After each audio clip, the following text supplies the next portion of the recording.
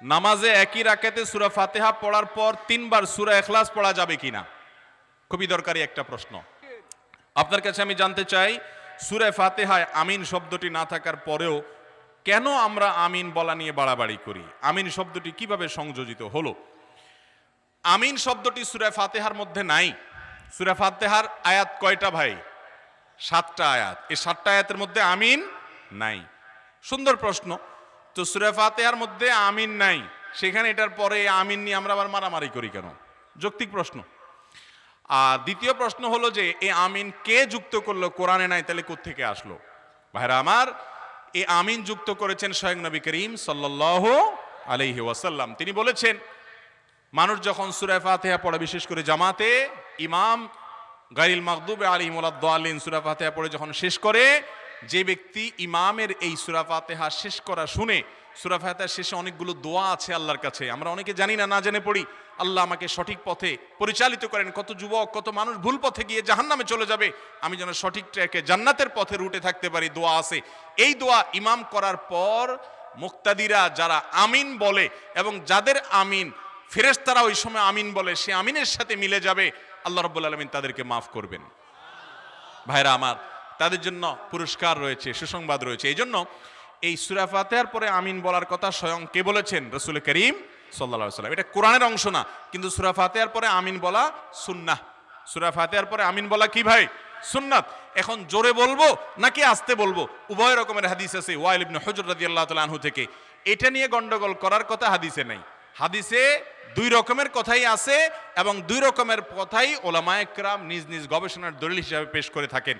এই গবেষণাগত মত পার্থক্য নিয়ে মারামারি করা, ঝগড়াঝাটি করা কোন অবস্থাতে জায়েজ নাই। আল্লাহ আমাদেরকে বুঝার তৌফিক দান করুন। নামাজে একই রাকাতে সূরা ফাতিহা পড়ার পর 3 বার সূরা ইখলাস পড়া যাবে কিনা? খুবই দরকারি একটা প্রশ্ন। সূরা ইখলাস কোরআনের এমন একটা সূরা, যেই সূরা শুধুমাত্র আমাদের আল্লাহর কথা বলা আছে। এই সূরাতে অন্য কোনো সাবজেক্ট নাই। এই সূরায় শুধু কার আলোচনা আছে? এরকম আরেকটা সূরা কোরআনে নাই যে সূরার শুরু থেকে শেষ পর্যন্ত শুধু আল্লাহর গুণগান আছে, আল্লাহর বৈশিষ্ট্যের কথা আছে, আল্লাহর একত্ববাদের কথা আছে, অন্য কোনো সাবজেক্টই নেই। এটা সাবজেক্টই শুধু আল্লাহ তাআলা। এই জন্য এক সাহাবী এই সূরাকে খুব ভালোবাসতেন। তিনি মানুষের ইমামতি করতে গিয়ে সূরা ফাতিহার পরে অন্য যা পড়েন না পড়েন সাথে সূরা ইখলাস অবশ্যই পড়তেন। দুইজন সাহাবীর জীবনে এরকম ঘটনা পাওয়া যায়। একজন সম্ভবত মসজিদে কুবার বা এরকম কোন মসজিদের ইমাম ছিলেন, আরেকজন জিহাদের ময়দানে এই কাজ করতেন। সাহাবীরা এসে বলছেন, ইয়া রাসূলুল্লাহ, উনি নামাজ পড়ালে অনেক লম্বা সময় ধরে সালাত আদায় করে, আমাদের কষ্ট হয়ে যায়। নবীজি ডেকে বলছেন, তুমি কেন এই কাজ করো? বললেন, ইয়া রাসূলুল্লাহ, সূরা ইখলাস, এখানে আমাদের রবের কথা বলা হয়েছে, আমার রবের পরিচয়ের উল্লেখ দেওয়া হয়েছে। এটার নামই সূরা ইখলাস, তাওহীদকে খালেজ করার সূরা, শিরক মুক্তির সূরা, আমার রবের গুণের সূরা। এখানে অন্য কারোর ইস্যু নাই, শুধু আমার আল্লাহর কথা বলা আছে। এই জন্য এই সূরার মর্মটা, এর অর্থটা আমাকে খুব স্পর্শ করে, আমার খুব ভালো লাগে। এই জন্য সূরা ফাতিহার পরে অন্য যা পড়ি না পড়ি, অতিরিক্ত সূরা হিসাবে, সূরা মিলানোর অংশ হিসাবে সূরা ফাতিহাটা আমি অবশ্যই পড়ি। নবী করিম সাল্লাল্লাহু আলাইহি সাল্লাম বলেছেন, এই সূরার ভালোবাসায় তোমাকে জান্নাতে নিয়ে যাবে। এই জন্য ভাই দেখবেন, সকাল সন্ধ্যায় সূরা ইখলাস, সূরা ফালাক, সূরা নাস 3 বার 3 বার, সকাল সন্ধ্যার পাশাপাশি 5 ওয়াক্ত সালাতের পরে একবার একবার, রাতের শোয়ার সময় আবার 3 বার 3 বার, মানে সূরা ইখলাস এতবার পড়ার আল্লাহ তাআলা ওজিফা করে দিয়েছেন। আমরাও সূরা ফাতিহা সবচেয়ে বেশি পছন্দ করি। এই মজলিসে যত লোক আছেন, আমার বিশ্বাস বেশিরভাগ মানুষ সূরা ইখলাসকে মহব্বত করেন, তবে সেটা ওই সাহাবীর মহব্বত করে না, নামাজ শর্ট করার জন্য। ঠিক না? অনেকে আছে দেখা যায় সূরা ইখলাস ছাড়া কিছু পড়ে না, কারণ কি?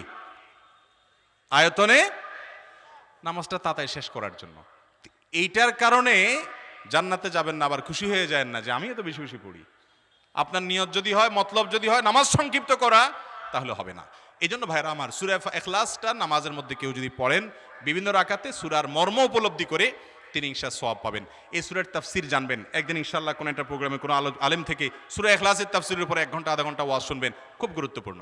সূরা ইখলাস এটা যদি কেউ 3 বার 4 বার 5 বার পড়ে, শুধু সূরা ইখলাস না, অন্য সূরাও, সূরা ফাতিহার পরে আপনি সূরা ইখলাস 3 বার পড়লেন, সূরা ইযা জা 2 বার পড়লেন, অন্য সূরা 3 বার পড়লেন, কোনটা রিপিট করলেন, একই আয়াত বারবার পড়লেন, এটাতে কোনো অসুবিধা হবে না। আপনি বারবার পড়তে পারেন, কোনো অসুবিধা হবে না ইনশাআল্লাহ। তবে লক্ষ্য রাখবেন, প্রথম রাকাতের চাইতে দ্বিতীয় রাকাতটা তুলনামূলক একটু ছোট হবে। হ্যাঁ, আয়তনে পরিমাণে একটু ছোট হবে, এটাই সুন্নাহ। নবী করিম সাল্লাল্লাহু আলাইহি ওয়াসাল্লাম প্রথম রাকাত যদি 2 মিনিট ধরে পড়তেন, দ্বিতীয় রাকাত 1.5 মিনিট, অর্থাৎ একটু কমায়া পড়তেন, এটাই তার সুন্নাহ ছিল। বাস এরপর আপনি এবার সূরা ফাতিহার পরে এক সূরা বারবার পড়েন, হ্যাঁ, কয়েক সূরা বারবার পড়েন, বা অন্য একটা সূরা পড়ে আরেকটা সূরা বারবার পড়েন। সূরার মহব্বতের কারণে, মর্মের কারণে, একই আয়াত জাহান্নামের কথা আছে, জান্নাতের কথা আছে, আল্লাহর কথা আছে, সেজন্য আপনি বারবার পড়েন, কোনো অসুবিধা নাই ইনশাআল্লাহ। এরপরে প্রশ্ন হলো, যে সকল ছেলে মেয়ের স্কুল কলেজ ভার্সিটিতে লেখাপড়ার নামে ক্লাস শেষ করে অথবা ক্লাস ফাঁকি দিয়ে পার্কে রেস্টুরেন্টে গুনাহের কাজ করে, সুযোগ পেলে জেনা ব্যভিচার করছে, তাদের জেনার জন্য কি তাদের বাবা মার কোনো গুনাহ হবে? আর যে সকল রেস্টুরেন্টের মালিকরা টাকার বিনিময়ে রেস্টুরেন্টে জেনা করার সুযোগ, প্রাইভেসি দিচ্ছে, সেসব রেস্টুরেন্ট মালিকদেরও জেনার গুনাহ হবে কিনা? অবশ্যই ভাই, তাদেরকেও জেনার গুনাহ বহন করতে হবে। এই গুনাহে যারা লিপ্ত তাদের পাপ তো হবেই, উপরন্তু যারা সুযোগ করে দিয়েছে, বাবা মা দেখেও না দেখার ভান করেছে, জেনেও না জেনার ভান করেছে, অথবা সতর্ক থাকে নাই, আর সন্তান বিপথে চলে গেছে, অবশ্যই তারা গুনাহগার হবে। আদ-দায়ুস আল্লাযী ইউকিররু ফি আহলিহি আল খাবাস, পরিবারের কর্তা হয়ে তার পরিবারের সদস্যরা আকাম কুকাম করেছে, পাপাচারে লিপ্ত হয়েছে, গুনাহ করেছে, জেনা করেছে, ব্যভিচার করেছে, সে দেখেও না দেখার ভান করছে, বলে যে আজকাল এগুলো একটু আধটু করে, তাকে জানানোর পরও সে এটাকে নাকের সামনে দিয়ে মাসি যাওয়ার মতো কোনো ব্যাপার মনে করে নাই। এই লোকের নাম দায়ুস। সেই বাবা নামাজি হলেও, সে মা পর্দানসীন হলেও, নিজের ছেলে মেয়ে অপকর্মে লিপ্ত জানার পরও যদি সে চুপ থাকে এবং সমর্থন যোগায়, তাহলে সে জান্নাতে যেতে পারবে। এখন তো এমন একটা সময় আসছে, বাপ মাও কিছু বলতে পারে না।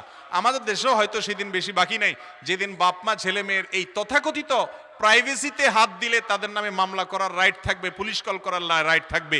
পশ্চিমা দুনিয়া শেষ হয়ে গেছে ভাই, ব্যক্তি স্বাধীনতার নামে সীমাহীন স্বাধীনতা দিয়ে তাদের পরিবার ব্যবস্থা ধ্বংস হয়ে শেষ হয়ে গেছে। আমি জাপানের টোকিওতে যাওয়ার পর এক ভাই আমাকে বললেন, ভাই বহুত কষ্ট করে দেশ থেকে পরিবার আনছি, অনেক কষ্ট করে উপার্জন করে পয়সা কামাই করে তাদেরকে এখানকার পাসপোর্ট নিয়ে দিচ্ছি, এখানে তারা বসবাস করে, ছোট থাকতে বাচ্চাটা আনছি, এখন ক্লাস 7-8 দিকে পড়ে, একদিন একটা অপকর্ম করছে, ওর জীবন ধ্বংস হবে, আমি বাবা হিসাবে একটু ওরে ধমক দিয়ে মানা করছি, সে পুলিশ কল করছে, পুলিশ এসে আমার হ্যান্ডকাপ পরে নিয়ে গেছে, নিয়ে এর পরে কয়েকদিন জেল টেলে রাইখা বলতেছে, আসো তোমার ব্যাপারে রায় হয়েছে যে তোমার এই ছেলে তোমার সংসারে, তোমার বাসায় আর থাকবে না, কারণ এর আগেও তুমি একবার ধমক দিছিলা, অতএব তাকে তুমি বাসা ভাড়া করে দিবা, সে আলাদা থাকবে, টাকা দিবা তুমি, সে আলাদা থাকবে, সেখানে ফষ্টি করবে, তুমি কিচ্ছু বলতে পারবা না, চায়া চায়া শুধু দেখবা। কি বলেন, খুব সুখের সংসার না? সন্তানের জন্য বাবা মার চাইতে সরকারের মায়া যদি বেশি হয় তাহলে আলামত খারাপ। সন্তানের জন্য বাবা মার চাইতে যদি প্রশাসনের মায়া বেশি হয় সেটা আলামত কখনো ভালো। মার চাইতে মাসির দরদ কখনো বেশি হওয়ার কথা। হ্যাঁ, অনেক বাপ মা জুলুম করে সন্তানের উপরে, অবশ্যই প্রশাসন সেখানে হস্তক্ষেপ করতে হবে। কোনো বাবা মা মূর্খতার কারণে, অজ্ঞানতার কারণে কোনো মেয়ের প্রতি জুলুম করছে, ছেলের প্রতি জুলুম করছে, অবশ্যই প্রশাসন সেখানে হস্তক্ষেপ করতে হবে। কিন্তু সন্তানের ভালো মন্দ বোঝার জন্য মা বাবার চাইতে আর দুনিয়াতে কে আপন আছে? ভাইরা আমার, তো এই মা বাবা যদি সন্তানের অন্যায় আচরণকে সহ্য করেন, অবশ্যই আল্লাহর কাছে কি হবে? দায়ী হতে হবে। অতএব সবাইকে সাবধান হতে হবে। আমি তো বলি ভাই, সেই যুবক এখন সোনার হরিণ, সেই যুবতী এখন সোনার হরিণ যার যৌবনে কোনো কালিমা কাদা লাগে নাই, বুক ফুলিয়ে বুক উঁচু করে টান টান করে আল্লাহকে সাক্ষী রেখে বলতে পারবে কোন মেয়েলি অপকর্মের সাথে আমি কখনো জড়াই নাই, ইনবক্সে কোনো চ্যাট আজে বাজে কোনো আলাপ সালাপে জড়াই নাই, এরকম ছেলে মেয়ে পাওয়া এখন সোনার হরিণ হয়ে গেছে। আল্লাহ তাআলা আমাদের যুবক ভাইদের চরিত্রগুলোকে হেফাজত রাখার তৌফিক দান করুন।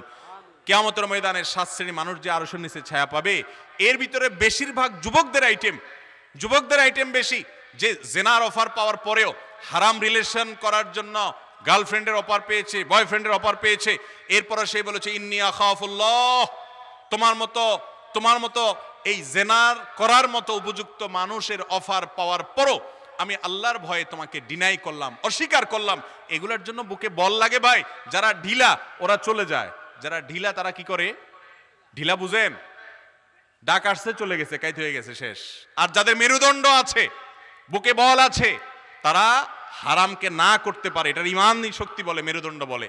ডায়রিয়ার রোগীর মতো যারা ডাইরেক্ট হয়ে গেছে, যেখানে যে ডাকে সেখানে সে দৌড় দেয়, ফেল করে ভূতের মতো ফেসবুকেও মেয়ের দিকে চায় থাকে, অন্যদিকেও চায় থাকে, অনলাইনেও চায় থাকে, অফলাইনেও চায় থাকে। যেই যুবক নিজেকে সরাতে পারে, নিজের দৃষ্টিকে সংযত করতে পারে, সে হলো আসল যুবক। তার ভিতরে যৌবন আছে, মেরুদণ্ড আছে। আল্লাহ তাআলা আমাদের সেরকম হিম্মতওয়ালা যুবক হওয়ার তৌফিক দান করুন।